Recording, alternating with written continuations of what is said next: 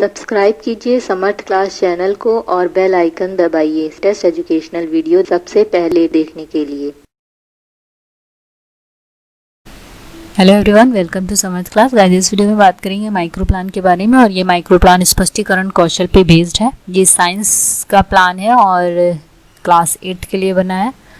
यहाँ पे आपको सबसे पहले ब्लैक बोर्ड एंट्रीज को लिखना होता है, दिनांक, कक्षा, बीच में आपको विषय, उपविषय, प्रकरण। विषय हमारा विज्ञान है, उपविषय है रसायन विज्ञान, प्रकरण है हमारा पदार्थ।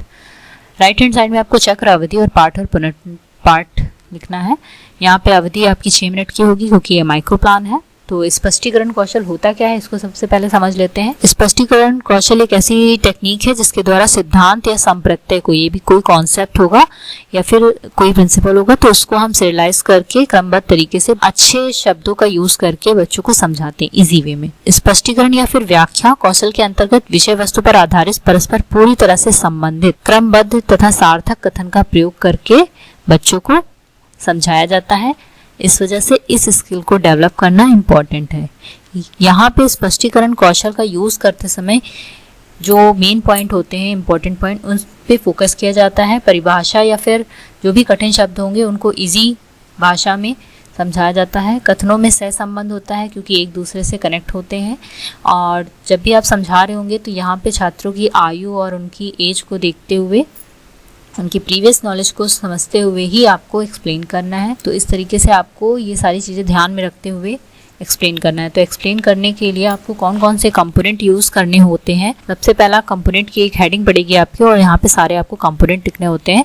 तो यहाँ पहला कंपोनेंट है प्रारंभिक कथनों का स्पष्टता से प्रयोग। जो भी आप बता रहे होंगे तो प्रारंभिक जो आप बताने वाले हैं, पहला सेंटेंस आपका एकदम क्लियर होना चाहिए ताकि बच्चे उस चीज़ को लेके एकदम क्लियर हो जाए कि किस बारे में बात हो रही है। सेकंड है निष्कर्षात्मक कथन स्पष्ट होना, क्योंकि जो भी आप समझा रहे होंगे वो किसी कॉम्प्लेक्स चीज को इजी वे में समझा रहे हैं, तो यहाँ पे कोई ना कोई कंक्लूजन निकलना चाहिए। थर्ड है भाषा में प्रवाह का होना चाहिए, उपयुक्त शब्दों का भी प्रयोग करना चाहिए। फिफ्थ है कथनों में तारतम्य होना चाहिए क्योंकि एक शब्द दूसरे से कनेक्ट होना चाहिए। किसी भी टाइप की क्वेश्चन में करते समय कोई भी कंफ्यूजन नहीं होनी चाहिए।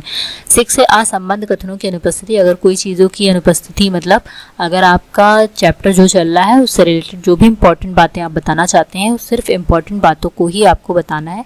उससे रिलेटेड और कोई भी बातें जो ज़्यादा बहुत इंपॉर्टेंट नहीं है तो उनको आप वहाँ से रिमूव कर सकते हैं। 7 विचारों को परस्पर जोड़ने वाले शब्दों का प्रयोग करना है क्योंकि हर एक लाइन एक दूसरे से रिलेटेड होनी चाहिए ताकि बच्चों को अच्छे से समझ में आए। लास्ट में आपको छात्रों की बुद्धि परीक्षण हेतु बीच बीच में प्रश्न पूछ लेने चाहिए, जिससे आपको पता चल जाएगा कि जब आप एक्सप्लेन कर रहे हैं तो बच्चों को कितना समझ में आ रहा है।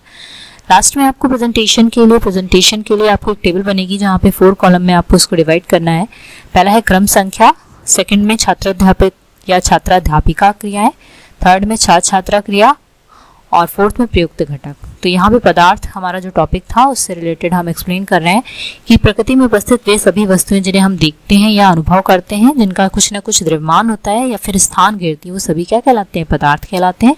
यहाँ पे आपको छात्र छात्रा ध्यानपूर्वक सुनेंगे। इस तरीके से यहाँ पे 1 2 3 4 5 6 7 सारे कंपोनेंट यूज हो गए। फिर हमने यहाँ पे एक्सप्लेन किया है कि पदार्थ की 3 भौतिक अवस्थाएं होती हैं, ठोस, द्रव, गैस। ठोस का आकार और आयतन निश्चित, दोनों ही निश्चित होता है, उदाहरण के लिए लकड़ी। गैस का आकार और आयतन दोनों ही अनिश्चित होते हैं, उदाहरण हमने बताया हवा। और लास्ट में बताया द्रव का आकार अनिश्चित तथा आयतन निश्चित होता है, उदाहरण जल। इस तरीके से हमने अपने टॉपिक को पूरी तरीके से एक्सप्लेन कर दिया है और आपका ये लेसन यहाँ पे कंप्लीट हो जाता है। आपको लास्ट में निरीक्षण तालिका बनानी होती है। इसमें भी 4 कॉलम आपको डिवाइड करने हैं, सीरियल नंबर, कंपोनेंट और टेली मार्क्स और रेटिंग स्केल। रेटिंग स्केल में आपको 1 to 6 नंबर्स को लिखना है। कौशल के घटक में जितने भी आपके कंपोनेंट हैं उन सभी कंपोनेंट को सिरियलाइज करके लिखना है और मिलान चिन्ह में जो भी आपको रेटिंग मिलेगी उसके अकॉर्डिंग आपको मिलान चिन्ह या टेली मार्क्स को कंप्लीट करना है। अगर 6 है तो 6 के लिए आपको 4 लाइन ड्रॉ करके 5th से कट करना है और 1 लाइन और ड्रॉ करनी है। 5th है तो 4 लाइन ड्रॉ करके 5th से कट करनी है, और 4 है तो 4 लाइन ड्रॉ करनी है, 3 है तो 3 लाइन। तो इस तरीके से आपके ये कंप्लीट हो जाता है। यहाँ पे आप अगर देखेंगे तो प्रारंभिक कथनों का स्पष्टता से प्रयोग भी किया है, इसलिए यहाँ पे 6 की रेटिंग मिली है। सेकंड में निष्कर्षात्मक कथन स्पष्ट थे, इस वजह से यहाँ पे 5th की रेटिंग मिली है। थर्ड में भाषा में प्रभावी था, इसके लिए भी यहाँ पे 5 की रेटिंग मिल गई है। कथनों में प्रयुक्त शब्दों की स्पष्टता है, यहाँ पे 4 की रेटिंग है क्योंकि एवरेज है। कथनों में तारव्यता भी थी, ये भी 4 एवरेज में गया है। शिक्षण में असंबद्ध कथन अनुपस्थिति थे, इस वजह से भी यहाँ पे 3 की रेटिंग मिली है। विचारों में परस्पर जोड़ने वाले शब्दों का भी प्रयोग किया गया है, 5th रेटिंग यहाँ पे दी गई है। और लास्ट में छात्रों की बुद्धि परीक्षण है, तो बीच में प्रश्न पूछे गए हैं तो यहाँ पे नहीं पूछे गए हैं, इस वजह से यहाँ पे 1 की रेटिंग मिली। इस तरीके से आपको यहाँ पे टेलीमार्क्स को कंप्लीट कर लेना है। लास्ट में ऑब्जर्वर जो भी आपको ऑब्जर्व करते समय जो भी अच्छाइयाँ या कमियाँ होंगी उन चीज़ों के बारे में यहाँ पॉइंट वाइज आपको लिखेंगे। फर्स्ट पॉइंट यहाँ पे लिखा गया है कि प्रारंभिक कथनों का स्पष्टता से प्रयोग किया गया है। सेकंड में भाषा में प्रभावी था। थर्ड में बुद्धि परीक्षण है तो प्रश्न नहीं पूछे गए, ये इसकी कमी थी, तो आपको इस चीज़ को ध्यान में रखना है। लास्ट में आपको हस्ताक्षर निरीक्षण और हस्ताक्षर पर्यवेक्षक, ये कंप्लीट आपका प्लान हो चुका है। आई होप आपको समझ में आया होगा कि किस तरीके से एक्सप्लेनेशन स्किल पर बेस्ड आपको माइक्रो प्लान बनाना है और किस तरीके से आपको क्वेश्चन करने हैं और कैसे आपको एक्सप्लेन करना है। अगर आपको वीडियो अच्छी लगी है तो इसे लाइक कीजिए, शेयर कीजिए, चैनल को सब्सक्राइब कीजिए। Thank you so much.